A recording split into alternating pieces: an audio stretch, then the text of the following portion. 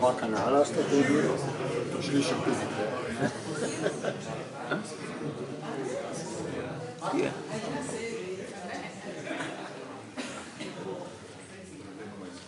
Prav lepo pozdravljeni, dobrodošli na srečanje pod Lipami. Nocojšnji večer bomo posvetili evropskemu povezovanju narodnih manjšin.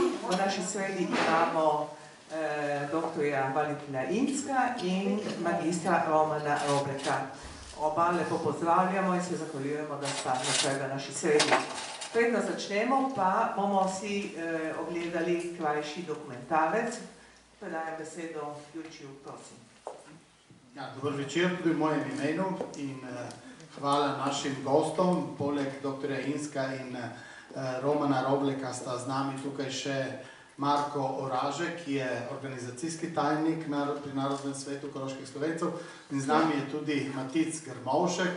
On je duša delovne skupine slovanskih narodnosti pri FUEN-u in pa tudi nekak organizacijski motor FUEN-a, v katerem je Svet slovenskih organizacij redna članica.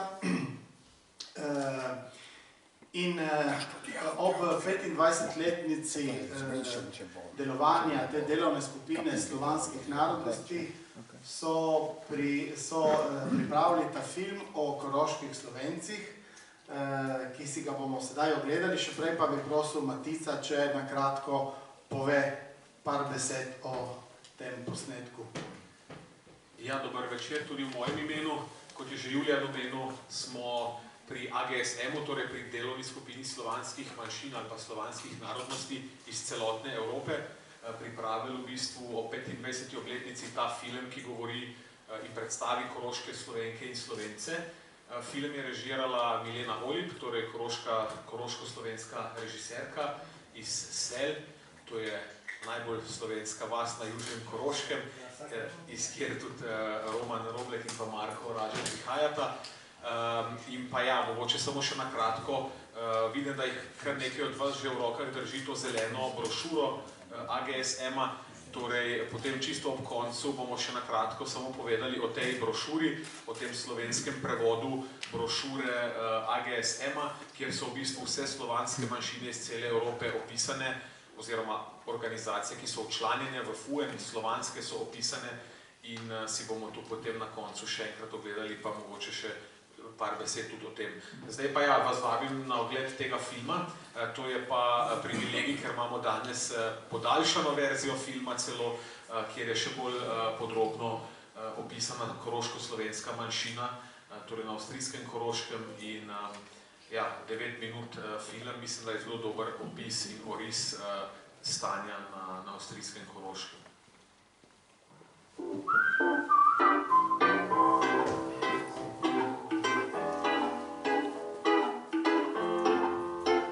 Lepo pozdravljeni in dober dan.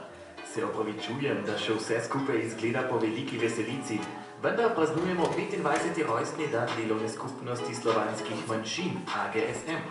Ustanovljena je bila leta 1996. V AGSM je vključenih 29 manjšinskih organizacij iz 15 evropskih držav. Ena od teh narodnih skupnosti so koroški Slovenci in Slovenke, ki so zastopani z organizacijama NSKS in SKS. V Avstriji živi okoli 9 milijonov ljudi, od teh prebivalcev majhen delež pripada eni od 6 v Avstriji priznanih avtohtonih manjšin. Ena od teh avstrijskih avtohtonih manjšin so koroški Slovenci in Slovenke, ki živijo na Koroškem. Koroška je najbolj južna zvezna dežela Avstrije in meji na Italijo in Slovenijo. Slovani so se že v 6. stoletju naselili na tem območju. Center tega zgodnjega slovanskega državnega ozemlja je bilo Gosposvetsko polje. Sredi tega polja še danes stoji vojvodski prestol. O razlogu, zakaj na tem mestu ravno ta posnetek vojvodskega prestola, nekoliko kasneje. V bližini je krnski grad s knežjim kamnom, na katerem so ustoličevali koroške vojvode. Dežela Koroška je simbol knežjega kamna imela nekaj časa na svojem logotipu, najdemo pa ga tudi na enem od evrokovancev Slovenije. Z nastopom nacionalizma po vsej Evropi se je začela asimilacija koroških Slovencev in Slovenk. Narodnostna nasprotja so po prvi svetovni vojni pripeljala do koroškega plebiscita. Pred plebiscitom se je deželna vlada Koroške obvezala, da bo podpirala obstoj slovenske kulture in slovenskega jezika. To je bil eden od vzrokov, da se je tudi velik delež koroških Slovencev in Slovenk izrekel za Avstrijo in proti takratni kraljevini SHS. Dane obljube so bile prelomljene, asimilacija se je pospeševala. Velikonemški ideologi in zgodovinarji so tako umetno ustvarili tudi tako imenovano vindišarsko teorijo, ki je že tako oslabljene koroške Slovence in Slovenke razdelila na Slovence in vindišarje in celo zanikala, da bi bil jezik koroških Slovencev dejansko slovenski. K tej temi najdemo kar nekaj zanimivih posnetkov tudi na spletu. Man je daj časant. Mislim, man kann Slovener in Čumši. Ja. Oder? Das sind ein Kärntner, richtige Kärntner. Aber das andere Grafen.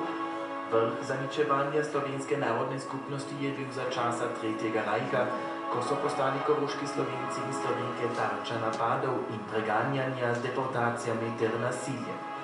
Mnogi koroški Slovenci in Slovenke so se pridružili partizanom oziroma se uprli nacizmu na razne načine. Njihov upor je bistveno prispeval tudi k podpisu avstrijske državne pogodbe leta 1955 s tako imenovanim členom 7. V njem so zapisane vse pravice slovenske narodne skupnosti v Avstriji. Na tem mestu velik skok k literaturi koroških Slovencev in Slovenk. Leta 1981 je v nemškem prevodu Petra Handkeja izšel roman Zmote dijaka Tjaža koroško-slovenskega pisatelja Florjana Lipuša, zaradi česar je nek dunajski časopis Handkeja razglasil za poosebljenje 7. člena. Koroško-slovenski avtori in avtorice sodijo v sam vrh slovenske, nemške in evropske literature, kar dokazujejo tudi številne najuglednejše literarne nagrade, katerih dobitniki so koroški Slovenci in Slovenke. Tudi beseda v peti obliki igra v slovenski narodni skupnosti na Koroškem izredno pomembno vlogo. Na seznamu obeh osrednjih kulturnih organizacij koroških Slovencev in Slovenk najdemo skupaj 82 odraslih pevskih in instrumentalnih skupin v najrazličnejših sestavih in zasedbah. Ogromno je tudi število otroških in mladinskih skupin. Na tem mestu bi vam rad predstavil tajno himno koroških Slovencev in Slovenk, namreč pesem Rož podjuna zila. Če v deželnem studiu ORF v Celovcu v računalniku tipkamo naslov te pesmi, dobimo kar precej dolg seznam različnih posnetkov. Deželni studio ORF v Celovcu ima namreč tudi slovensko uredništvo, ki pripravlja skupaj s Svobodnim radijem Agora dnevni slovenski radijski spored ter polurno tedensko televizijsko oddajo Dober dan Koroška. Imamo tudi slovenski tedenski časopis Novice ter cerkveni list Nedelja. Vendar še enkrat nazaj k pesmi Rož podjuna zila. Kot rečeno, je variacij te pesmi ogromno. Mogoče izpostavim verzijo, ki združuje pesem in poskus oživljanja dvojezičnih krajevnih imen na Koroškem, ki bolj in bolj gredo v pozabo. Rož podjuna zila, moja domovina, bila blato dačeli, vuče in hornina. Rož podjuna zila, naša domovina, Trobin Kostanje, Nova vas, Osuje in dolina. Rečeti mora vas, pragoče velikom, Švarita bile pod, Moštenica do Celovec.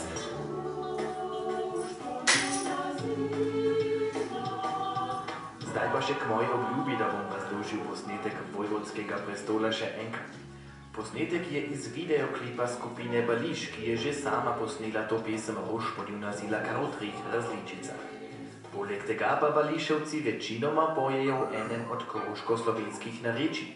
Ta narečja lahko razdelimo po dolinah, v katerih koroški Slovenci in Slovenke živijo in ki jih opeva tudi pesem, rožansko, podjunsko in zilsko narečje.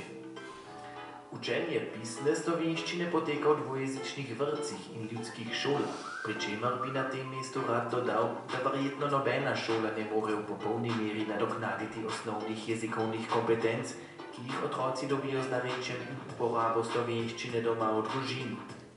Omenjene dvojezične ljudske šole so v zadnjih letih zmeraj bolj priljubljene in število prijav narašča. Resnici na ljubo pa je treba dodati, da število prijav po zaključeni osnovni šoli dramatično upada. Poleg srednjih šol, v katerih so prijave k dvojezičnemu pouku možne, imamo 3 srednje oziroma višje šole s stalnim poukom v slovenščini in nemščini. To so Višja šola za gospodarske poklice v Šentpetru ter dvojezična Trgovska akademija in Slovenska gimnazija v Celovcu. V Celovcu je tudi sedež Slovenske glasbene šole, ki pa ima oddelke v vaseh in krajih širom celotnega dvojezičnega območja. Glasba in beseda se poleg likovne umetnosti tudi pri koroških Slovencih in Slovenkah združujeta v gledališkem in filmskem ustvarjanju. Sploh sta gledališče in lutkarstvo pomemben dejavnik pri ohranjevanju slovenskega jezika na Koroškem. Na tem mestu ne smemo pozabiti na športna društva, ki slovensko besedo ohranjajo na raznih športnih prizoriščih širom Koroške in Dijaško zvezo KDZ. Tudi izvan Koroške so aktivni slovenski študentski klubi. Klub slovenskih študentk in študentov na Koroškem najdemo poleg ene od 2 slovenskih knjigarn v središču Celovca. Kluba v Gradcu in na Dunaju pa najdemo po čudovitem naključju v ulici Mončajgase, le da ena nosi hišno številko 11 in je na Dunaju, druga pa ima številko 9 in je v Gradcu. Dunajski klub ne bi bil popoln brez znamenitih rdečih vrat, graški pa je prepoznaven po velikem plakatu pri vhodu z napisom Kärnten Koroška v obliki dvojezične table. Prav te dvojezične table imajo na Koroškem velik simboličen pomen in so bile v preteklosti povod za številne, včasih tudi dramatične in nasilne spopade. Že omenjeni 7. člen avstrijske državne pogodbe na dvojezičnem ozemlju namreč narekuje tudi dvojezične krajevne table, dvojezične napise na javnih poslopjih, dvojezičnost na uradih in sodiščih in še bi lahko naštevali. Mogoče na tem mestu zanimiv podatek, da največja krajevna tabla v celi Avstriji stoji na Koroškem in je dvojezična. Pot do uresničitve tega zakona je v preteklosti privedla do številnih konfliktov. Od takrat se je vzdušje na Koroškem znatno izboljšalo. Neagresivna in tiha asimilacija pa poteka vsekakor še vedno naprej. Tako je dokaj nerazumljivo, da slovenščina v novi deželni ustavi leta 2017 ni bila priznana kot drugi deželni jezik, ali pa da so leta 2021 potrebne peticije za trajni obstoj študija slovenistike in Inštituta za slavistiko na Univerzi v Celovcu. Na taka in podobna dejstva vestno in redno opozarjajo že omenjeni študentski klubi, ki so ob 100. obletnici koroškega plebiscita skupaj objavili tudi zanimivo publikacijo. Splača se jo prebrati, tako kot se splača prebrati tudi katerokoli drugo knjigo. Če ne bomo brali, nas bo pobralo, je dejal znani slovenski pesnik in pisatelj Tone Pavček, kar pa ne velja le za koroške Slovenke in Slovence, temveč za celo človeštvo.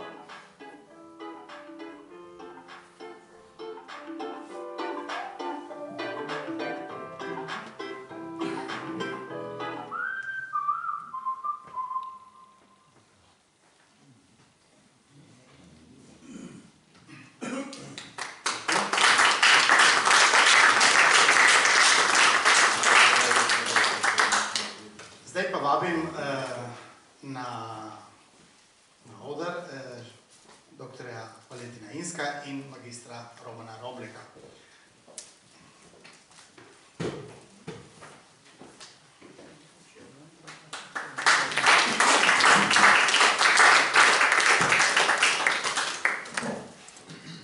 Torej, če vaju lih na kratko predstavim, ja še prej moram povedati, da nocojšnji večer poteka v sklopu letošnjih koroških kulturnih dnevov na Primorskem, katerih organizatorji so Krščansko-kulturna zveza iz Celovca, Zveza slovenske katoliške prosvete iz Gorice in Slovenska prosveta iz Trsta. No, dr. Valentina Inska precej poznamo, je predsednik Narodnega sveta koroških Slovencev, sestrske organizacije Sveta slovenskih organizacij. Še posebno pa je poznan kot diplomat in predvsem, ko je po funkciji, ki jo je imel v Bosni in Hercegovini, ko je bil visoki predstavnik Združenih narodov za to področje. Imeli smo ga tudi možnost poslušati prav na to temo pred približno enim letom, se mi zdi, da ste bil tukaj med nami. Med nami pa je tudi magister Roman Roblek, ki se je pred kratkim vrnil spet v svojo koroško domovino. Prej je bil v Flensburgu in Berlinu, kjer je tudi bil zaposlen pri FUEN-u in imel tam kar precejšnjo odgovornost. Bil je med tistimi, ki je pripomogel k organizaciji Evropske državljanske pobude Minority Safe Pack Initiative, o kateri bomo tudi pozneje spregovorili. Sedaj je zaposlen pri Slovenskem infocentru v Celovcu, študiral je pravo na Univerzi v Gradcu in diplomiral na temo izvajanja Evropske okvirne konvencije o varstvu narodnih manjšin v Avstriji in Sloveniji. No, tako pa bi kar prišli na vprašanja. Sicer bi najprej posvetili več pozornosti dr. Insku in potem pa še Romanu. Glede na to, da se je dr. Insko ravno kar vrnil iz take dežele, kjer je varstvo manjšin oziroma spoštovanje med narodnostmi še posebej občutljiva in pomembna zadeva, in to je država Izrael, bi vas vprašal, kako je tam situacija, kako ste to občutil kot diplomat, pa tudi kot pripadnik ene manjšine. Vemo, da je tam precejšnja napetost med tam živečima narodma in v bistvu prava manjšina so tam kristjani, ki so sicer arabske narodnosti, ampak po veroizpovedi spadajo v tisto najmanjšo skupino. Ja, dober večer, hvala za povabilo, sem novico. Dejansko smo se še vrnil v Avstrijo iz Izraela v ponedeljek. Žena je tam imela kar nekaj koncertov z Izraelsko filharmonijo. Jaz sem pa izkoristil ta čas, da sem malo potoval po deželi, obiskoval sem 5 mest. In jaz zdaj ne bom šel v te detajle, Palestina, Zapadna obala, pa Gaza, in Izrael. Jaz mislim, najboljša rešitev bi bila 2 državi. Palestinska država in izraelska država. Ampak seveda tam je veliko vprašanj, kaj z vzhodnim Jeruzalemom in tako naprej. Osredotočil bi se pa na to, kar sem zdaj videl, te 2 tedna, to seveda ni veliko, ampak prvi vtis, ki je bil, ki sem ga tam dobil, je to, da je arabščina povsod prisotna. Arabščina. V avtobusih, na letališču, pri uradih in v javnem življenju. Kamorkoli greš, vidiš arabsko pisavo, arabski jezik je prisoten povsod. In enkrat se mi je celo zgodilo, to sem tudi slikal, da sem na enem pokrovu na kanalizaciji videl 4 jezike. In sicer to ni bila kanalizacija, ampak je bil en pokrov sredi ceste za optični kabel, podzemski seveda, in je bilo najprej napisano v angleščini, optik kabel, nekaj takega, potem v hebrejščini, potem seveda v arabščini in zelo zanimivo zame tudi v ruščini. Optični kabel, v cirilici, v 4. jeziku. Se pravi, Izraelci, kar se tiče jezika, zdaj ne govorim o pravicah arabcev, ampak čistko jezik je to nekaj naravnega, da to vidiš čist povsod. Bil je tudi praznik teh hiš, Sukot, to so bile hišce, ko so jih delali Izraelci iz palmovih vej, ko so bežali iz Egipta nazaj v Izrael, pred 2000 leti ali pa še več. In to je tale bil zdaj praznik in vsaka družina mora postaviti meni šotor iz palmovih vejc.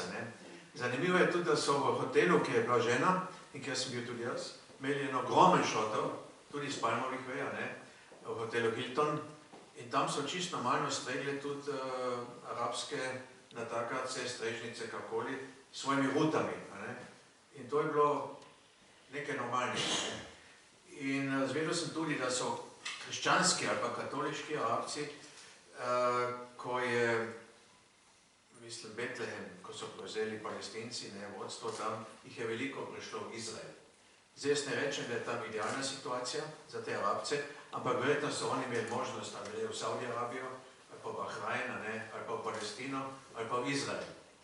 In so se odločili, da grejo v Izrael. V teh okoliščinah je to bila malo zanje najboljša varianta.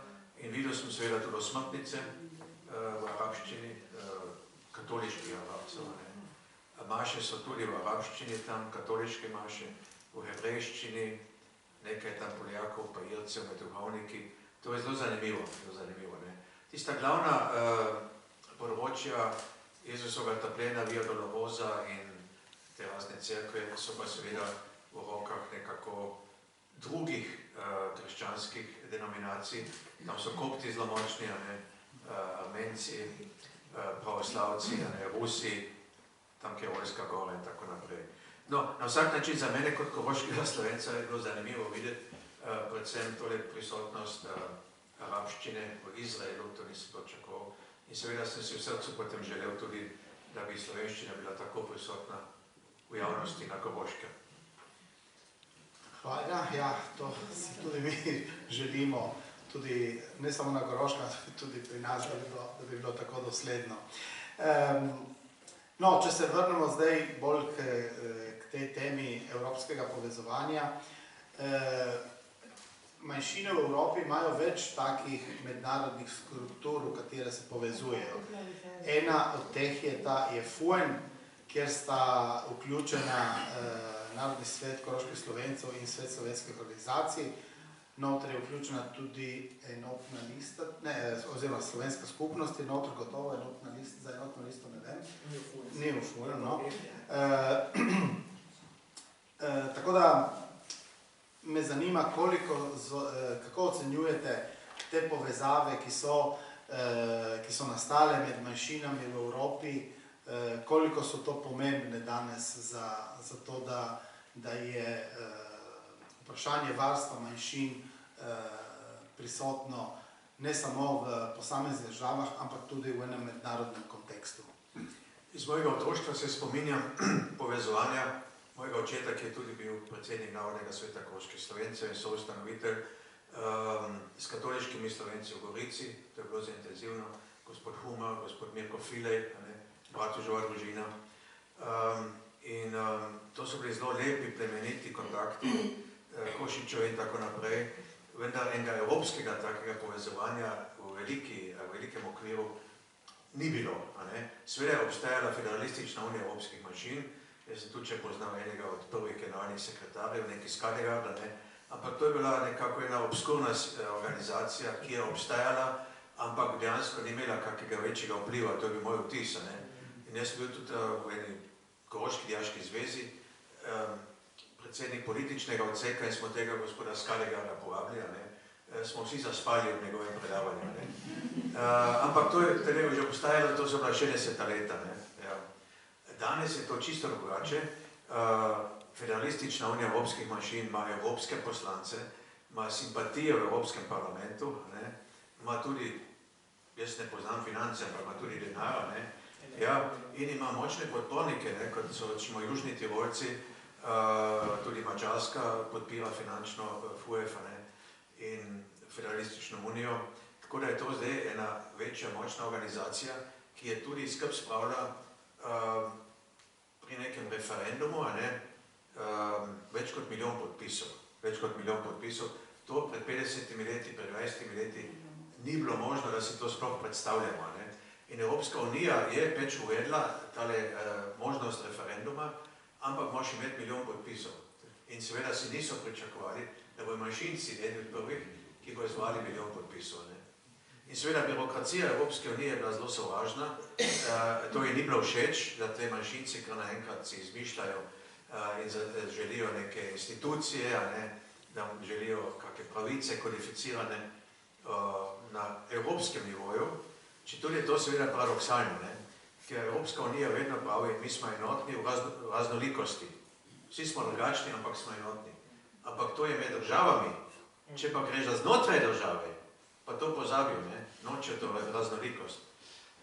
In birokracija je seveda bila proti, ampak potem je Evropsko sodišče odločilo, da vse zahteve Federalistične unije evropskih manjšin, skoraj vse, da so dovoljene, da so razumne in da mora evropska birokracija tudi na tem delati. To seveda prej ni bilo možno. samo kjer smo vsi skupaj in kjer smo po celi Evropi podpirali podpise. Seveda jih je bilo več na Južnem Tirolskem podpisov, kot v Avstriji, koliko je bilo po nas 11.000, 14.000, 12.000, ja. Seveda v Romuniji je bilo največ podpisov, ker tam živijo Mačari, ki so zelo močni. In vseh skupaj je bilo potem 1.100.000 nekaj. Ja, in pogoj je bil, da je več kot milijon in da je v 7 državah nekaj takega. Ja, točno, ja. Se pravi, to povezovanje zdaj je močno, ampak seveda pri tem povezovanju imamo pa seveda mi zopet naše favorite, deloma po ideološki osnovi, da smo si blizu sestrske organizacije, kot Južno-Tirolci pa Narodni svet, pa SSO in tako naprej, Narodni svet. V bistvu pa bi morali vsi, ne glede na smo levi ali desni, bi morali se boriti za slovensko besedo, to je naša skupna želja. Hvala lepa. Ja, moram še dodati, da letos na tem kongresu je bila v FUEN sprejeta tudi druga krovna organizacija tukaj iz Italije, tudi Slovenska kulturno-gospodarska zveza in to sicer kot pridružena članica. Jaz bi potem vas vprašal, glede na vašo poklicno pot, ki ste jo opravili v diplomatskih krogih, koliko je bilo to varstvo manjšin, vprašanje varstva narodnih manjšin prisotno pri vašem delu? To jaz sem že kot dijak se zanimal za to problematiko in tudi za svojega očeta, ampak če si manjšince vseeno, si lahko doma v Selah ali pa v Mozirski dolini, ti si konfrontiran s to problematiko.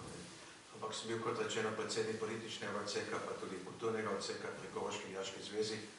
Ustanovil sem tudi Slovenski atletski klub, ki ima zdaj 20 moštev približno in ki igra v 3. avstrijski ligi, igral je pa že v 2. avstrijski ligi, Slovenski atletski klub. To je bilo, ja, prišli smo tudi enkrat ali dvakrat v 16. finale avstrijskega kupa, ampak v bistvu smo eno koroško moštvo in igramo nogomet na Koroškem in to je zadost. Važno je, da si videli, in to se je posrečilo s tem klubom. Je pa seveda več športnih klubov, trenutno imamo tudi evropskega mojstra pri, ne vem, če obstaja slovenska beseda, boulderju, boulder, če plezaš po zidu, evropski mojster. Balvan? Balvan, ja, točno, ja.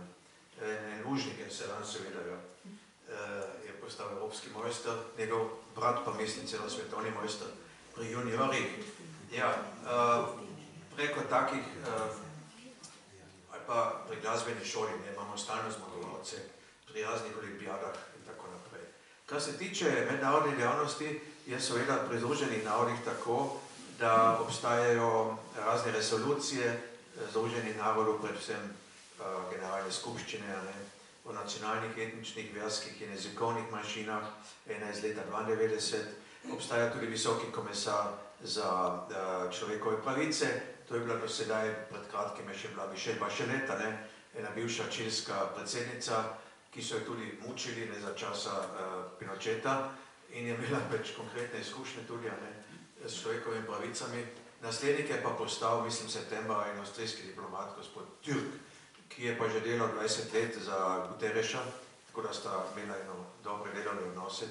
In tako Združeni narodi tudi skrbijo za manjšine, za borbo proti rasni segregaciji in diskriminaciji.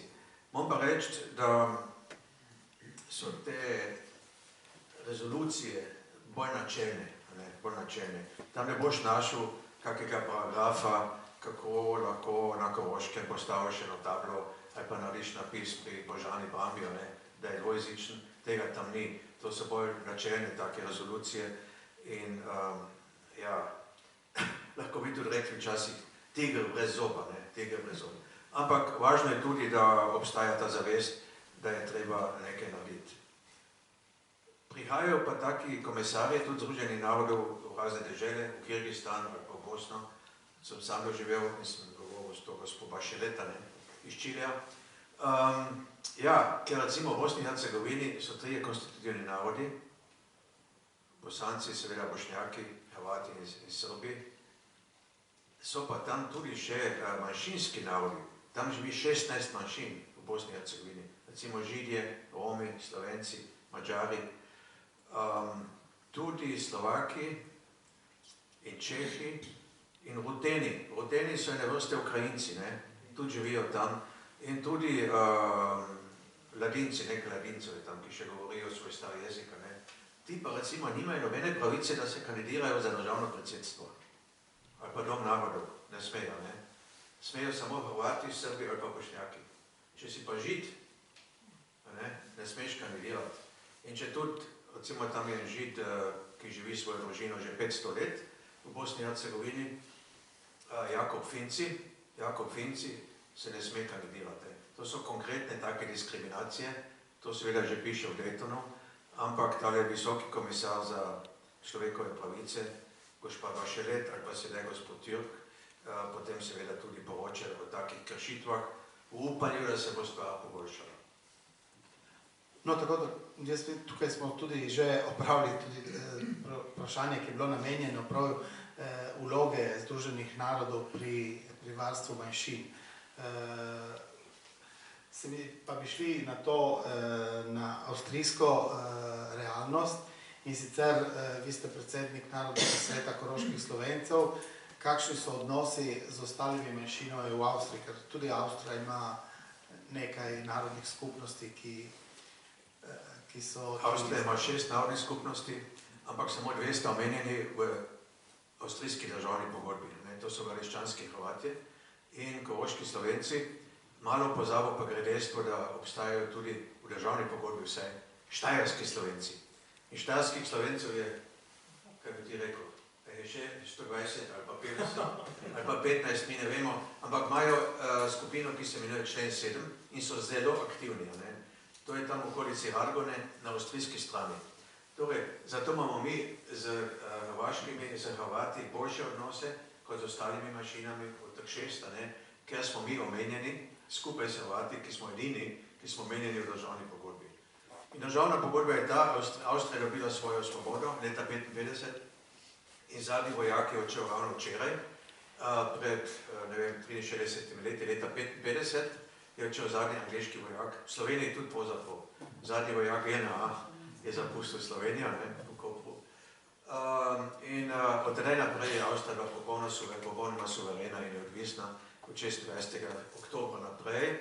In seveda je tam ta neodvisnost Avstrije najbolj važen člen avstrijske državne pogodbe. 5. člen je pa že severna meja Slovenije oziroma južna meja Avstrije in 7. člen, se pravi ne 30. ali 40. 7. člen so pa te manjšinske pravice, ki so zelo širokogrudne, če hočeš, se pa seveda ne implementirajo. To je pa druga stvar. Implementacija pa tempo. Ampak najboljše kontakte imamo z gradiščanskimi Hrvati iz tega razloga.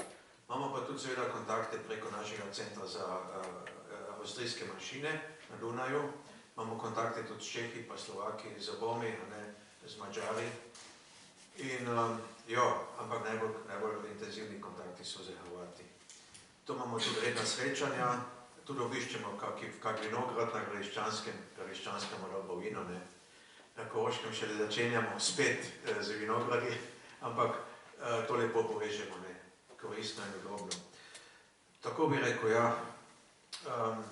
Kar se pa tiče evropskih manjšin, če primerjamo, mislim, da ste to tudi hotel vedeti takrat, v pismeni obliki, so pa seveda v najboljšem položaju so Danci v Nemčiji, imenujejo celo špek denen, da imajo toliko denarja pa podpore, da imajo tudi dosti špeha, špek denen, Potem seveda Nemci na Danskem, tem gre najboljše, Južno-Tirolci, to je čisto jasno, ki seveda niso manjšina, oni so na svojem področju večina, ampak zelo skrbijo za Ladince.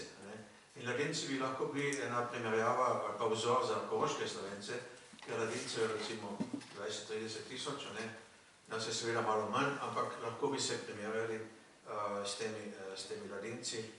In ne moremo se pa seveda primerjati z Mađari v Sloveniji ali pa z Italijani v Sloveniji. Italijani imajo celo svojo televizijo, Mađari imajo vzor na dvojezičnost, po vseh uradih, to, kar mi nimamo. Potem so seveda tudi druge manjšine, ki niso manjšine, ampak recimo Škoti. Na Škotskem je tako, to mi je rekel sin, če ena mama vodi otroka in si želi varuhinjo, ki govori keltski dialekt ali pa škotski jezik, to dobi od škotske države oziroma od Škotske. To o tebi mi tudi lahko samo sanjali na Koroškem, da lahko zahtevaš varuhinjo, ki uči dojenčka, otroka v slovenščini. Po nas pa seveda sploh manjkajo take za otroško varstvo, za otroške vrtce, jih imamo premalo. Ampak to bi tudi lahko bil en lep vzgled, kako nekatere manjšine skrbijo za svoj jezik, tudi Valižani skrbijo na tak način. In verjetno bo bodočnost ta, da se mi mora ne koncentriramo samo na člen 7 avstrijske državne pogodbe, ampak na najboljše prakse znotraj evropskih manjšin. Hvala.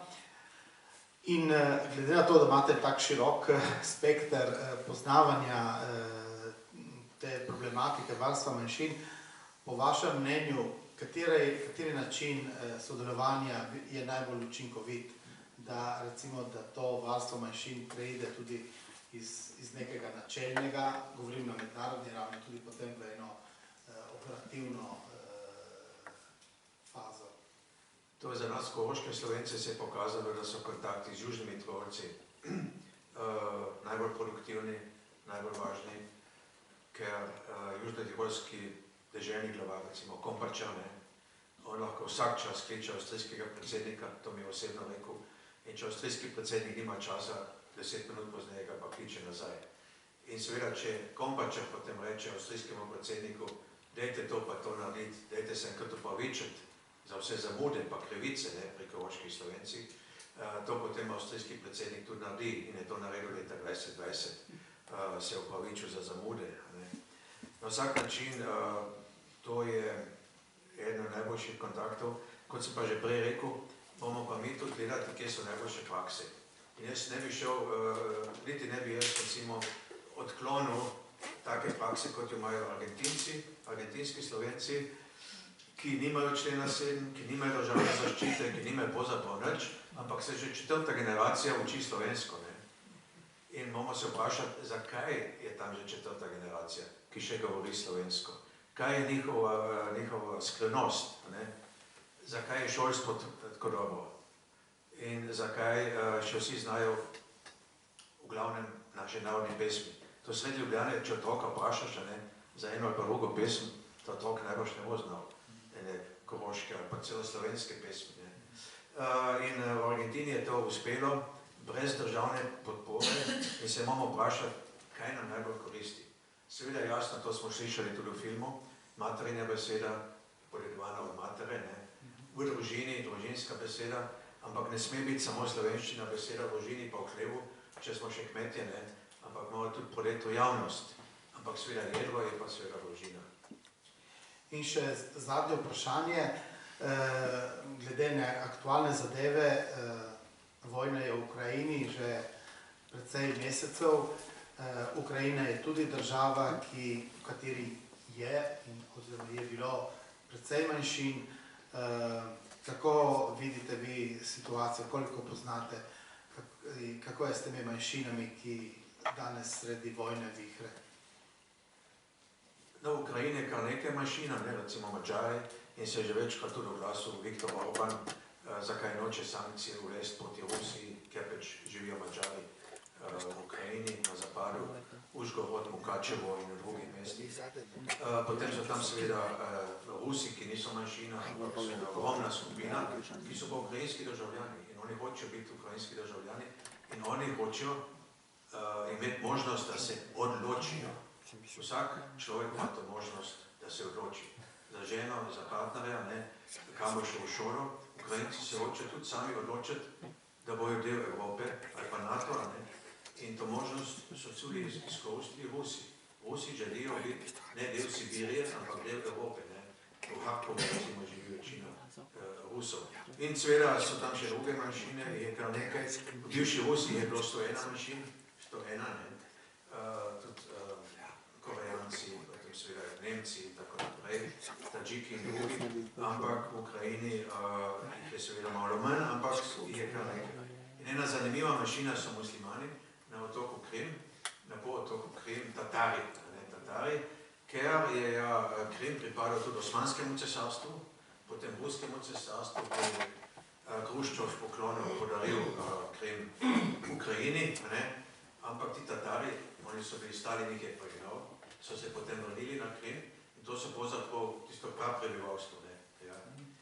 No, na vsak način ima Ukrajina milijon problemov, seveda trenutno, ampak mislim, da teh etničnih, pa mednacionalnih, pa medverskih problemov ni, če zavzamemo odnos uradne ruske pravoslavne cerkve, ampak moskovski patriarhat v Ukrajini se je distanciral od ruskega patriarhata. Oni hočejo biti tudi Ukrajinci, pač na svoj način, ampak hočejo biti pravoslavna cerkev v Ukrajini. Poleg tega seveda obstaja Ukrajinska pravoslavna cerkev in tako naprej. Ampak mislim, da je to zelo važno za vsakega človeka, da lahko sam izbereš. Jaz bi rekel, da je trenutno v ospredju več. Kdo bo zmagal? Putin zmagal ne bo, ne sme pa zgubiti. To je njegova dilema. Zgubiti ne sme, zmagati ne more več. On je že zgubil celo področje na severu, zdaj zgublja proti jugu, tudi Hersona in tako naprej. In ne vemo, kako se bo to končalo. Na vsak način, če bo Ukrajina imela dovolj orožja, tudi tistega najboljšega, recimo Izraelci zaenkrat še ne dajo tiste obrambne rakete, ki se imenuje dom, tako kot kupola pri cerkvi, kupola, da vse odbrani. To še ne dajo, ampak če bo Ukrajina imela dobro orožje, potem bo imela šanse, da mora ne da zmaga, ampak na svojem področju, tja je Ukrajina, da tam zmaga in šele po eni taki zmagi oziroma po nekaj važnih bitkah v korist Ukrajine greš lahko v pogajanja. Če pa greš v pogajanja kot slabši, si že zgubil. In tudi tiste meje, ki so za časa pogajanja, tiste linije, ostanejo potem državne meje. In to Ukrajinci seveda vejo in se to ne bojo spustili. Hvala lepa.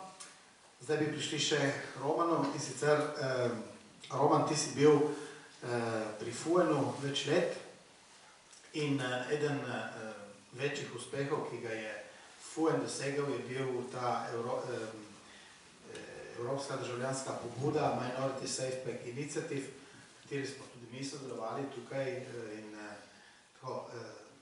smo veseli, da tukaj v Italiji so manjšine zbrali dovolj podpisov, da je bila tudi Italija med tistimi državami, ki so prekoračili prag. Pa bi te vprašal tako, kako je prišlo do odločitve in zakaj se je FUEN odločil za pripravo oziroma za izvedbo te pobude? Dobar dan, hvala za povabilo. V bistvu to vprašanje jaz sem v bistvu ta ideja že nastala leta 2010, to sem še študiral v Gracu, sem bil 20 let star, ampak in gospod Insko Zdravko je bil član tega državljanskega komiteja, ampak po mojem, da so bili čisto ključni argumenti za to. In sicer mi smo v 90-ih letih smo bili en razcvet manjšinskih pravic na mednarodnem področju s okvirno konvencijo za zaščito narodnih manjšin in z regionalno listinjo za regionalne manjšinske jezike se je nekaj dogajalo v Evropi. Na ravni Sveta Evrope so se manjšinske pravice nekako kvalificirale. In problem je pa teh dveh konvencij pa je to, da ni mehanizmov za sankcije. Torej, če ena država te dokumente Sveta Evrope ne uresniči in če ne posluša na priporočila Sveta Evrope, da potem tudi ni nobenih možnosti, da jih lahko sankcioniraš. In druga stvar pa ta, da v Evropski uniji nimamo še zdaj nobenih manjšinskih pravic, ki bi bili v pravnem okviru Evropske unije.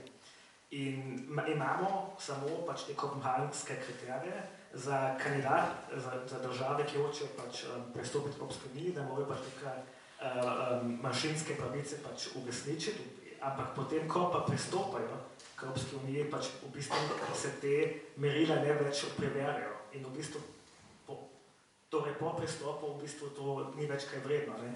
In zato je po mojem so se leta 2010 spomnili, ker tudi s to Lizbonsko pogodbo prišla ta iniciativa, ta možnost, da lahko pač uneseš te državljanske pobude, ta European, pač evropska državljanska pobuda. In to so pač v FUEN-u tedaj pač v bistvu se pogledali in so pač prišli do tega, da bi to bila ena revolucionarna in en inovativ način, da lahko v Evropski komisiji v bistvu pač predlagaš, da naj sprejme ukrepe glede manjšinskih pravic v pravnem okviru Evropske unije. In po mojem to je bil ta razlog, zakaj so pač lih tedaj se tega spomnili, ker je pač s to pogodbo 2010 ta možnost, če je v bistvu bila v bistvu vnašena pač v pravnem sistemu Evropske unije. Da je bila ta ena revolucionarna izbira, priča tudi dejstvo, da se je Evropska komisija zelo upirala, da bi to pobudo, ta predlog sprejela oziroma, kot se temu reče, registrirala. Kateri so bili razlogi, zakaj se je Evropska komisija temu upirala? No, komisija je dejansko zavrnila registracijo, ker je rekla, da ni pristojna, da so pač pravice manjšin v bistvu spadajo v pristojnost članic države. In v bistvu smo se potem pač obavili na sodišče Evropske unije in v bistvu je ta cela pobuda temelji na 2 členih o pogodbi Evropske unije. In v bistvu ta je člen 2, ki reče, Unija temelji na vrednotah spoštovanja človekovega dostojanstva, svobode, demokracije, enakosti, pravne države in spoštovanja človekovih pravic, vključno s pravicami pripadnikov manjšin. Tle pa ne piše, katerih manjšin. In člen 3 pa je še bolj abstraktni, ki reče, Evropska unija naj spoštuje svojo bogato kulturno in jezikovno raznolikost, ter skrbi za varovanje in razvoj evropske kulturne dediščine. No in potem tedaj so se obavili na sodišče Evropske unije in sodišče je odločitvijo odpravilo dvoumnost glede člena 3, temveč tukaj je že Zdravko rekel, da ni samo raznolikost med držav, temveč tudi znotraj držav v bistvu spada med dolžnost Evropske unije in da je pač v bistvu pristojna, da zagotovi spoštovanje vrednot pogodbe in da lahko pač tudi naredi ukrepe glede manjšinskih pravic. In to je pač odločilno, da smo po 7 letih lahko začeli zbirati podpise in da so pač od teh 11 predlogov vsaj 9 od teh pač registrirali. Torej 7 let je bilo treba, da se je sploh... Dejansko 7 let. 2 procesa, enkrat komisija, enkrat pa še Romunija. In recimo to, da je to uspelo, kakšno vzdušje je prineslo potem v FUEN, verjetno je to dalo še večjega zagona, da se gre v tej pobudi do konca. Kako so ostale manjšine pristopile k temu, ko je bilo to potem registrirano, ta Evropska državljanska pobuda? No, po mojem, to je tako še Zdravko rekel, da je pač to bila ena enkratna stvar. Mi smo v bistvu dosegli 1 milijon podpisov in prekovačili ta prak, ki je bil zahteven ne samo v sebi, temveč v 11 držav, tudi v Italiji, tudi s pomočjo vaše manjšine in Južne Tirolske. In seveda predsednik FUEN vedno reče, da je nastalo neko gibanje manjšin, ki ga pač prej nismo bili to, da so pač manjšine v Evropi skupno nekaj dosegli, da so dosegli zbirati teh milijon podpisov. Če sem pa iskren, pa tudi povedal, da je pač Minority SafePack pobuda ena zelo abstraktna zadeva. Torej pomeni, večina ljudi ne ve v bistvu, kaj sploh MSP zahteva, ker je dejansko zelo zelo tehnične zahteve, kar se pač tiče določenih sprememb pač v okviru evropske zakonodaje. Je pa tako, da smo s tem prvič nekaj velikega dosegli v Evropski uniji in kar je pa v bistvu zame bil največji dosežek, ker je FUEN v bistvu s to pobudo dosegla, da je FUEN in seveda tudi s te manjšinske pravice res prišla v srce Evropske unije. Mislim, FUEN, kot je že Zdravko rekel, je zdaj v bistvu zelo zasidrana na Evropske uniji, tudi naše zahteve so zasidrane in en primer je tudi ta, da čeprav, da zdaj komisija je v bistvu zavrnila naše predloge, da smo pa zdaj naenkrat povabljeni v bistvene dialoge, naprimer en predlog od Minority SafePack iniciative, ta čezmejni dostop do audiovizualnih medijev, da lahko jaz v Avstriji tudi gledam RTV Slovenijo preko tega online portala, da lahko pač ogledam kot Nemc na Danskem tudi nemške filme na teh platformih od nemške televizije. To je v bistvu ni do konca možno. Ne? In to je v bistvu komisija zavrnila. Ampak zdaj je pa nas lani komisija FUEM povabila v en takšno delovno skupino, v en dialog, da se zdaj pogaja na strani komisije proti Netflixu pa televizijske industrije, da se nekaj na tem področju poboljša. In cilj je, da se pač ta industrija v bistvu samo v bistvu strinja s tem, da se pač čezmejni dostop poboljša. Ne? In to je zdaj v bistvu FUEM je povabljen na takšne pač dialoge. In to je po mojem res velik dosežek, da smo postali nek faktor v evropskih institucijah in to je po mojem res ena edinstvena stvar in na tem zdaj seveda FUEM tudi Manjšine Evrope naprej nagradijo. Ti si že začel vprašanje, ki prihaja zdaj na vrsto, ampak vseeno, že prav. Vseeno bi te vprašal, enkrat, ko so bili podpisi zbrani, enkrat, ko so bili tudi preverjeni in mislim, je bilo tudi potrjeno, da je podpisal 1 milijon in 208 je bilo veljavnih 1 milijon 300. Potem se je začela ena pot, ki ste jo opravili, da bi čim bolj promovirali ta uspeh v evropskih inštitucijah. In zdaj se mi zdi, bi te vprašal tebe, tudi gospod Isko, če hoče intervenirati, recimo se mi je zdelo zanimivo, da po eni strani je ta iniciativa doživela veliko podporo v Evropskem parlamentu, kar je čudno, da je potem Evropska komisija zavzela tako nasprotno stališče. Kako to komentiraš? Vi dva ste bila oba zraven. No, zdaj se ti prekovače še eno vprašanje, ampak je to dejansko tako, da smo res prva iniciativa, ki je sploh, peta iniciativa, ki je sploh dosegla 1 milijon podpisov in prva iniciativa, ki je v bistvu tudi dosegla, da je bila sprijeta ena podpirajoča rezolucija v Evropskem parlamentu s 3/4 večino v podporo NSPA-ja. In tudi nemški Bundestag je soglasno sprejel rezolucijo, tudi nizozemski parlament in številno regionalnih parlamentov tudi. Torej, to lobiranje in ta moč, ki smo jo tudi po tem zbiranju podpisov spravili, je res edinstveno. In to je po mojem to, da je pač res nastala dinamika, s katero v Evropsko uniji niso računali, da imamo pa take podpore, tudi nemški Bundestag, Evropski parlament. In zdaj na tvoje vprašanje je pa dejansko tako, da smo mi že v bistvu v jeseni 2020, mislim, ta odločitev komisije je bila v bistvu razglašena januarja 2021. In mi smo že jeseni 2020 v bistvu slutili, da bo komisija kljub te rezolucije, pa kljub temu vsemu, ostala zelo trmasta. Ker v bistvu je tako bilo pač pri drugih iniciativah, da je komisija iskala v bistvu kontakt do komiteja pri drugih pobudih. In tle pa v bistvu smo vedeli, da je že tekst odločbe bil napisan preden, da je Evropski parlament sprejel to rezolucijo. Torej, ta bruselska birokracija je v bistvu že imela napisan tekst, v katerem bi pač zelo šibko napisala, zakaj se ne strinja s pobudom, zakaj je itak dovolj že narejeno pač na Manjšini Evropske unije. In razlog za to, to moram tudi še malo razpravko svoje mnenje povedal, jaz osebno ne vem, ampak jaz sem pač slišal tak 3 teze od določenih ekspertov, strokovnjakov, ki se mi zdijo razumljive oziroma logične. Ena je prvič ta, da seveda imamo v Evropski uniji države, ki blokirajo manjšinske pravice, kot so to Francija in Grčija, ker pač sploh ne priznajo manjšino njihovih držav. Pa seveda tudi Romunija se boji vpliva madžarske manjšine in tudi Španija, glede Katalanov in Baskov, je zelo tudi pač blokira to zadevo, ker se pač bojijo vpliva teh manjšin.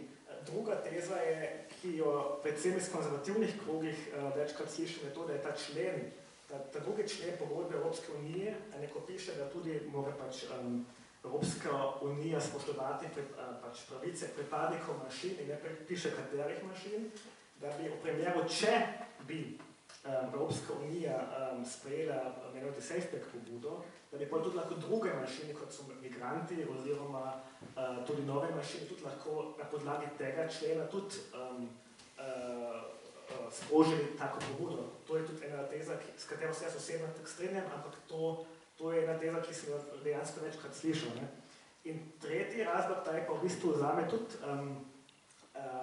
nekaj novega, ki sem ga zdaj slišal v tem pravnem procesu, v katerem smo trenutno, je pa ta, da komisija zavestno zavrne take pobude, ko pač ni soglasja v državah Evropske unije, ne, da pač zavestno čaka na pravni postopek in razlog je pa ta, da bolj se te države, te politične predstavnike, ki so proti te teme, v tem primeru pač zasidanje manjšinskih pravic v pravnem okviru Evropske unije, da bolj ni treba iz političnih razlogov privoliti, temveč iz pravnih. Če pa sodišče Evropske unije reče, da je pač mora komisija ukrepati bolj, je to lažje za nekatere, da bolj to bolj v lastnih gremih, v lastnih državah bolj utemeljivo, ker pač rečejo, sodišče Evropske unije je pač tako sodilo, zdaj pač imamo to narediti. In Minority SafePack je zdaj na Evropskem sodišču, točno? Oziroma ta odločitev Evropske komisije je zdaj pod žarometijo Evropskega sodišča. Kako kaže? Imaš kakšne informacije glede tega? No, vem samo termin, 9. novembra, to je v bistvu čez 2 tedna, bo sodišče Evropske unije pač razglasilo sodbo. To čez 2 tedna vemo, kje smo. Je pa tako, da je naš odvetnik Tomas Hiba je pač zelo prepričan, da bo pač v bistvu nam dalo prav, da je v bistvu komisija res imela velike pomanjkljivosti in kršitve v presoji glede te odločbe, ki jo sprejela leta 2021. No. V bistvu razlogi so čisto lapidarni. Naprimer, v bistvu je to komisija se v odločbi sploh ni v bistvu upoštevala ustne komentarje, ki smo jih mi v bistvu kot Minority SafePack iniciativa unesli v tem sestanku s Evropsko komisijo in tudi pri javnem zaslišanju v Evropskem parlamentu. In oni odločbi samo pišejo v bistvu o nekih iniciativ, ki so jo sprožili, oni v bistvu se sploh ne ozirajo na naše predloge in to je v bistvu en prekršek. Oni si morajo zabaviti s tem temami in s tem, kar smo mi v bistvu pač vložili, ustno in pismeno. In to je ena tema. Druga stvar, ki je tudi odločilna, je ta, da je v bistvu Evropska komisija kršila dolžnost obrazložitve. Torej v bistvu, da mi imamo 9 predlogov in Evropska komisija pri določenih predlogov sploh ni navedla, zakaj je proti, zakaj se ta predlog ne upošteva. In to je tudi v bistvu en prekršek. In pa tudi vsebinsko, to je zdaj vse formalno pravno in še materialno pravno pa tako, da pri določenih zahtev imajo argumente, ki so nemogočne. Naprimer, ena zahteva je ta čezmejni dostop do audiovizualnih vsebin. Tlej mi zahtevamo, da lahko človek v Avstriji lahko gleda tudi slovensko televizijo na spletu, naprimer. In komisija reče, da tega ni potrebno, ker ima za itak nov cilj in sicer, da ima eno načrtovano 30% kvoto za evropske produkcije za videoplatforme. Torej ona utemelji, da ne potrebujemo v bistvu čezmejni dostop, ker bo zdaj na Netflixu pač 30% evropskih produkcij v repertoarju. Samo to v bistvu ni, s tem ne moreš doseči cilj, da lahko imaš čezmejni dostop v manjšinskih regijah. In to se vleče skozi celo odločbo. In naš odvetnik je, kot rečeno, prepričan, da bo sodišče sledilo in da bo pač v bistvu razveljavilo odločbo komisije kot nično ali vsaj kot delno nično. In potem smo pa spet na nuli in potem bo pa pritisk na komisijo še večji in s temi rezolucijami in tudi s tem, da ima zdaj nemška vlada tudi v koalicijski pogodbi v bistvu tudi zapisano podporo MSP in tudi uresničevanje MSP v nemški zakonodaji, smo v bistvu optimistični, da bo pritisk na komisijo tako velik, če bo sodišče tako odločilo, da bomo pač res imeli en pa zahtev pobude po uresničenju v poročnosti. Hvala lepa. Pa bi vprašal še tako ob koncu, mogoče oba, če se recimo ta zgodba zaključi pozitivno, zdaj čez 14 dni, kakšne mislite, da bojo posledice v Evropski uniji, glede na to, da je ta MSPI uspešen? Na kaj računate, da bo prvo, recimo, konkretno kot posledica? Najprej bojo seveda skušali odločbo ignorirati, potem bojo skušali zavlačevati, predvsem take države, ki trdijo, da ni manjšin. Recimo v Grčiji so Makedonci, Slovani, seveda obstajajo tudi Makedonci, ki so v Grčiji, ampak Makedonci, Slovani, ki niti pri verskih obredih ne smejo svoje makedonsko, slovansko, svoj jezik uporabljati. In oni so gotovo branili katerikoli takim odločbama in jih bojo na začetku ignorirali. Ampak, kot je Roman rekel, mehanizem imamo, kako lahko nekaj tudi izsileš. In upamo, da bomo do tega tudi enkrat prišli. Seveda najboljše bi pa bilo, da bi začeli države prostovoljno uresničevati te odločbe Evropskega sodišča. Tako, hvala lepa. Jaz sem moje vprašanja porabil.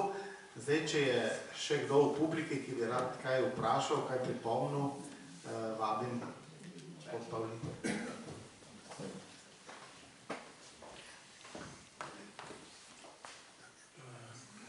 Torej, vsaj v preteklosti,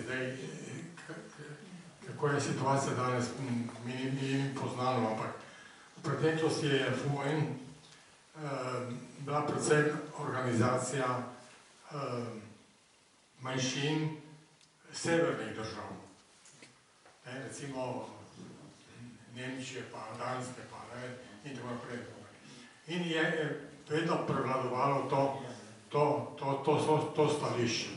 In zato pri nas, recimo, je bila ta organizacija zelo malo upoštevana, mislim. Se je danes kaj spremenilo glede tega, to je eno. In drugo, recimo, dobro, prej ste rekli, da Evropska skupnost prepušča manjšinsko problematiko posameznim državam. Samo, recimo, smo videli, kako se je Evropska skupnost vedla do Kataloncev. Do Kataloncev se še vedno vedli, so te problemi. In tretjič, torej države, ki so članice, torej recimo Evropske skupnosti, torej dovoljujejo manjšinam, da imajo dvojno državljanstvo. To se pravi državljanstvo, mislim, iz matične domovine.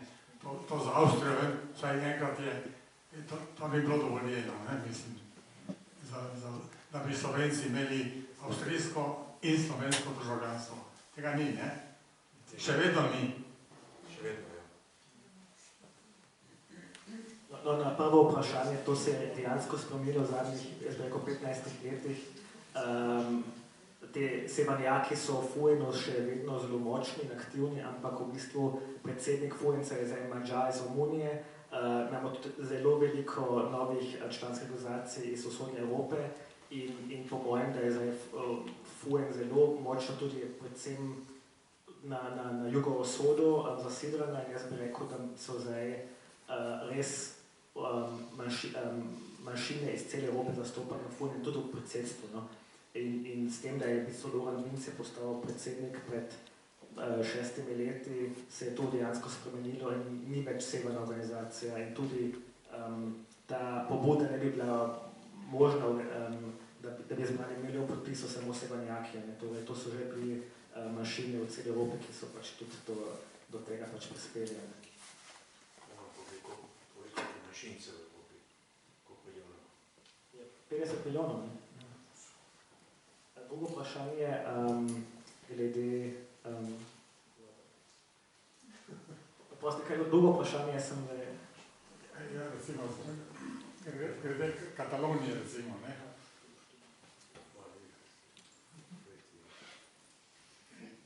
Katalonija, kaj boš rekel, ne? Kdo je bil tam, ve, kaj to pomeni za Katalonce, če lahko govorijo svoj jezik. Ker ko je bil general Franco, so lahko katalonsko govorili samo pri Barceloni, ne, v štadionu, zunaj pa ne. In seveda oni hočejo imeti svojo državo, ampak je Ustavno sodišče Španije se izreklo proti temu in zaenkrat se Katalonci tega držijo. Imaš pa še Okcitance zgoraj na severu, pa seveda Baske tudi. In Španija je ena od tistih držav tudi, če gremo zdaj na Balkan, ki niso priznali samostojnost Kosova. Iz istih razlogov, ker če bi priznali Kosovo, bi lahko nekdo rekel, priznajte tudi Katalonijo ali pa Baskijo.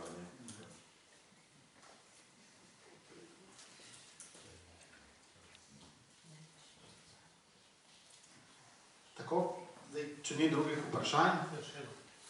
Prosim.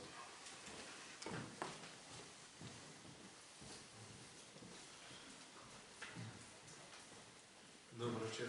Dve kratke vprašanje bi vprašal in sicer, zakaj države same ne spodbujajo življenje manjšin oziroma jim omogočajo neke take življenjske osnovne potrebe, recimo jezik in vidnost? To je eno vprašanje. Drugo vprašanje pa je, kaj je problem dejansko Evrope, da se teh manjšinskih vprašanj nekako boji, ali se boji, da bojo te manjšine nekako zavladale v tistih območjih in v skrajni varianti se nekako odlepile od te države in stopile, mogoče, če so to obmejne manjšine, pristopile k drugi državi.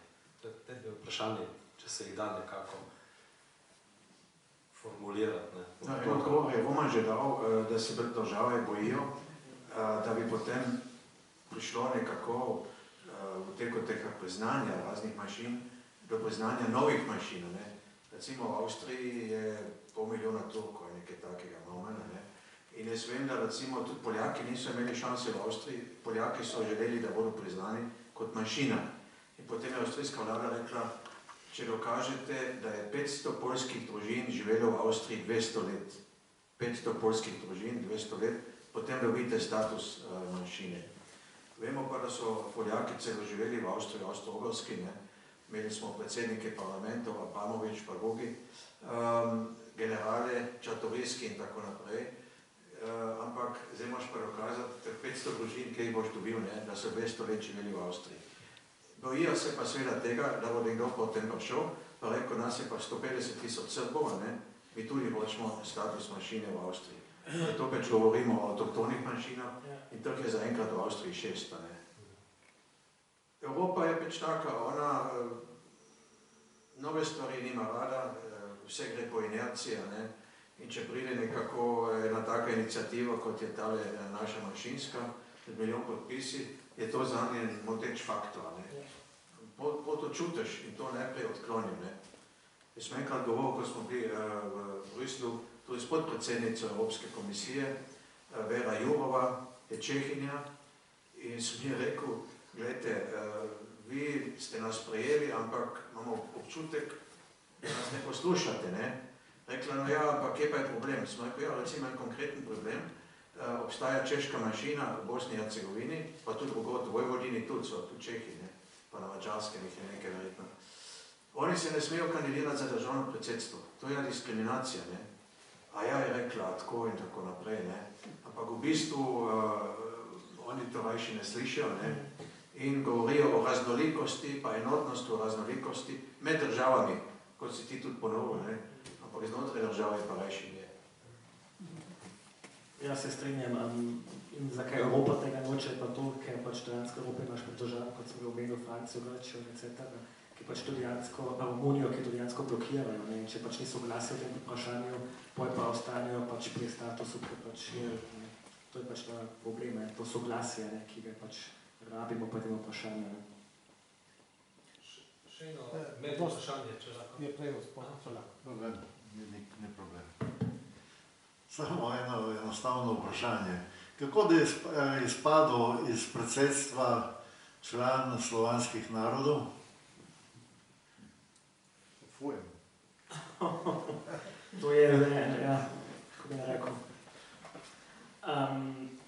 Gospa Mlinarjeva je bila zelo aktivna v predsedstvu in je gotovo, kar se tiče imenovati sefte pobude, pa tudi, kar se tiče drugih terminov, bila zelo ustrajena in bila zelo v bistvu aktivna. Ampak je pač, da so pač bile volitve in da so pač Nemci hoteli koga imeti v predsedstvu, tudi predsednika nemške skupine, so delovne skupnosti nemških manjšin. In je pač na zadnjem kongresu prišlo do enega konflikta glede Madžarske in gospa Mlinarjeva se je pač v bistvu opredelila, ali pač je hotela to situacijo rešiti s tem, da je pač izgubila glasov madžarskih manjšin in s tem pač ni imela dovolj glasov. V bistvu pa se ne ve, ker so seveda tajne volitve in ne vemo, kdo je koga izvolil, je pa dobila samo za 8 glasov. In če pomislimo, da ima ena članska organizacija 6 glasov, je to res bil en glas v bistvu. In to je zelo malo in smo zelo seveda razočarani, ampak so pač demokratične volitve in je pač rezultat tudi seveda razprejeta. Čeprav, da je za slovanske manjšine to res zelo škoda, da pač ni bila izvoljena.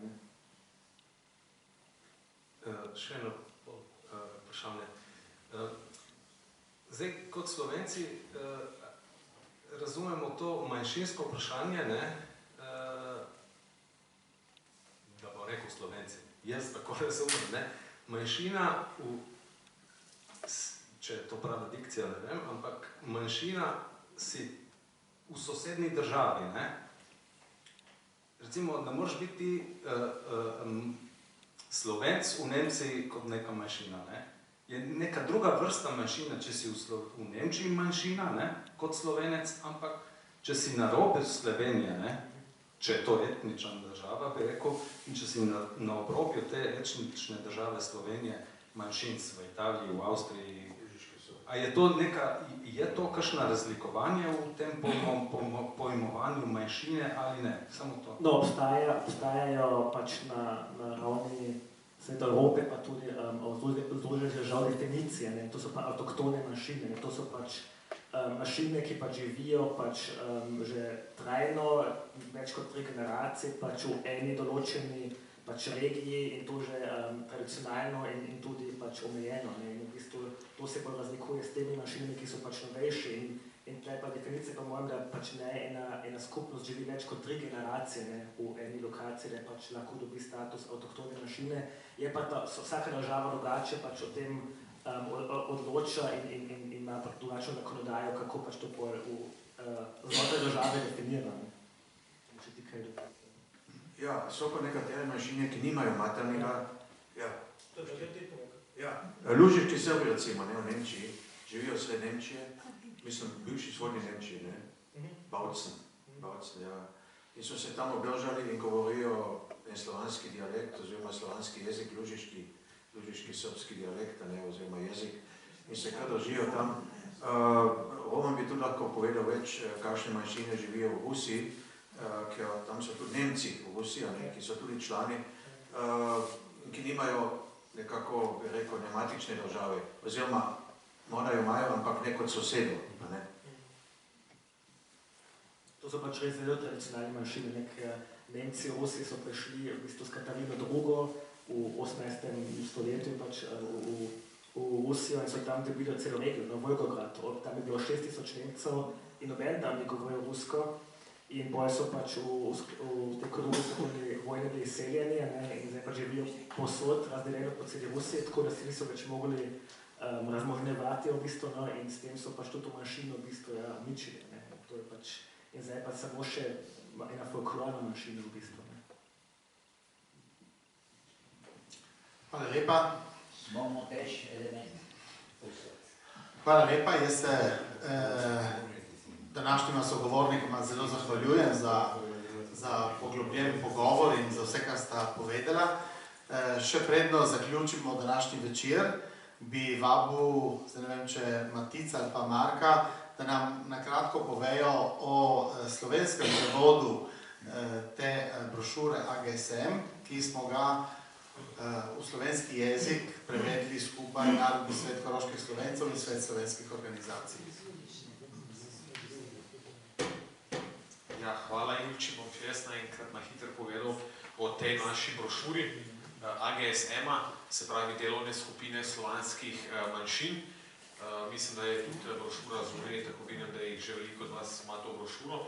Se pravi, to brošuro smo pod okriljem FUEN-a oziroma AGSM-a izdali v nemškem jeziku leta 2019 in je v bistvu do tega slovenskega prevoda prevedena še v tri oziroma v dva druga jezika, se pravi v spodnjo lužiško srbščino, ker lužiški Srbi imajo dva jezika ali pa dva dialekta, zgornjo in spodnjo lužiško srbščino, in pa v hrvaščino, torej v standardno hrvaščino, in pa potem to kot tretji prevod, četrti jezik, pa v slovenski jezik, kot je že Julijan omenil, v sodelovanju z Narodnim svetom koroških Slovencev, ki je zagotovil prevod, in pa svetom slovenskih organizacij, ki je potem zagotovil pa tisk te brošure.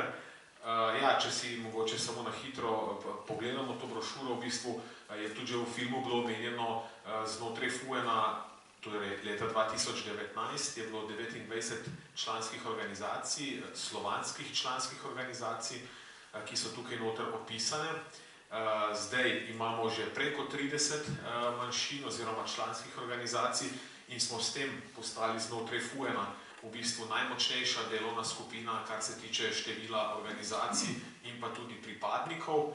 Tako da ja, na to vprašanje FUEN se res razvija v to smer, da tudi ostale manjšine pridobivajo na teži, ne samo te iz severa Evrope, predvsem ta centralna, srednja Evropa in pa vzhodna Evropa. Seveda si želimo, da bi še mnogo več slovanskih manjšin se tudi pridružilo FUEN-u in AGSM-u. Potenciala je sigurno tudi na Zahodnem Balkanu. V Ukrajini, ko je bilo pregovora, ima FUEN 8 članskih organizacij. V tej brošuri boste tudi najdeli recimo opisane te rutene, ki živijo v tej zahodnih Karpatih, Užgorod in v tem delu Ukrajine, tudi na slovaški strani, potem na meji. Tako da ja, sigurno se najde kar nekaj zanimivih opisov. Pri vsaki manjšini ali pa vsaki organizaciji imamo tudi en tak manjši slovarček nekih takih parih besed, tako da lahko tudi malo vidite o jeziku vseh teh manjšin. Tako da ja, na tem mestu še enkrat zahvala tudi v imenu FUEN-a in AGSM-a za prispevek NSKS-a in SSO-ja k temu prevodu.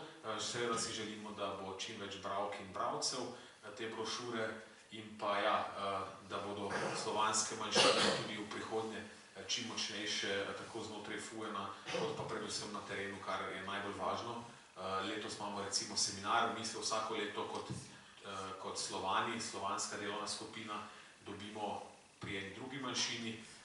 Lansko leto smo imeli seminar v Molizeju, pri moliških Hrvatih, to je v bistvu čist na jugu Italije, to je najbolj južna slovanska manjšina, v bistvu oni živijo bolj južno, kot je Albanija, in so v bistvu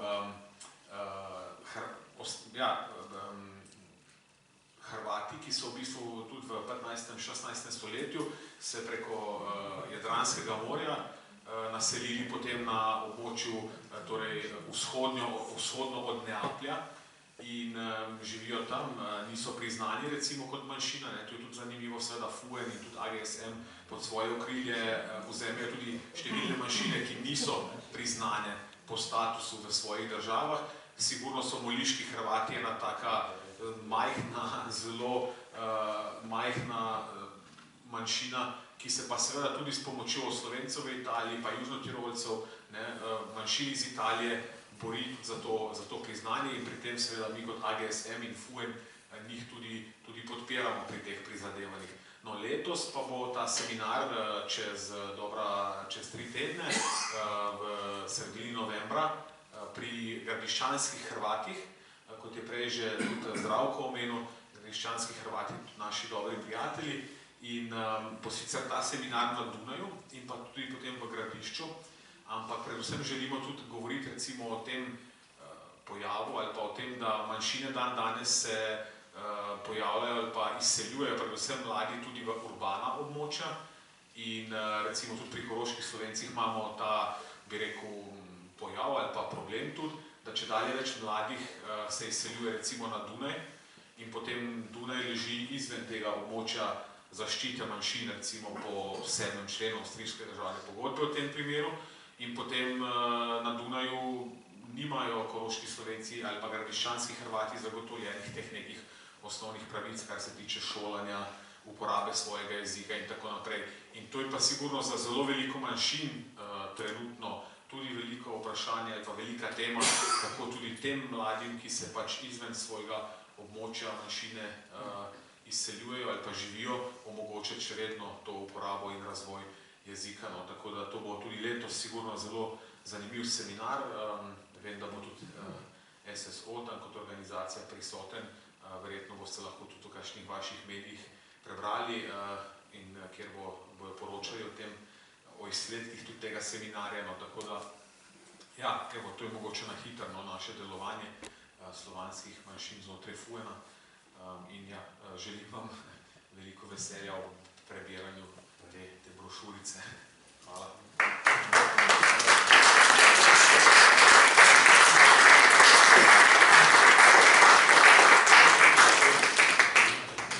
Prav, hvala lepa. Tako nocojšnji večer zaključujemo in se neformalno lahko preselimo v bližnje prostore, kjer lahko še ob čaši vina, kozarcu vina, lahko še kaj rečemo.